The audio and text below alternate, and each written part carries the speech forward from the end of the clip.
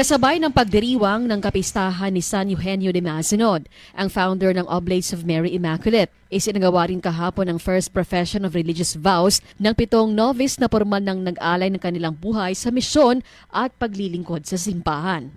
Ito ay ginawa sa Archdiocesan Shrine of Our Lady of Lourdes sa Tamuntaka, Dato-Odinsin, Suat, Maguindano del Sur. Kabilang sa mga nag-profess ng religious vows sina Brother Mil Sanjay Nerpiol, OMI, mula sa Diocese of Kidapawan, habang 3 naman ng mga novice mula sa Archdiocese of Cotabato na sina Brother Giliar Dave Dayota, OMI, Brother Jefferson Paniza, OMI, at Brother Danilo Villard Jr., OMI. Kasama rin sa nagbigay ng unang panata sina Brother Jervin Tiomero Magallanes, OMI, mula sa Diocese of Borongan, Brother Arwin Tobalias, OMI, mula sa Diocese of Catarman, at Brother Natawit Kwalatam, OMI, mula sa Diocese of Thailand. Sila ay nanumpa sa vows of poverty, chastity, obedience at perseverance bilang bahagi ng kanilang pagiging ganap na miyembro ng kongregasyon ng OMI at pagsisimula ng buhay misyonaryo.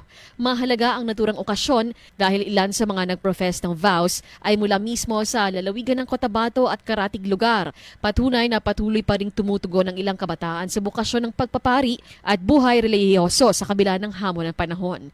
Kasabay nito, patuloy ring ginugunita ng mga oblato sa buong mundo ang buhay at pamana ni San Eugenio de Mazenod, na kilala sa kanyang misyong maghatid ng ebanghelyo, lalo na sa mga mahihirap at nasa laylayan ng lipunan.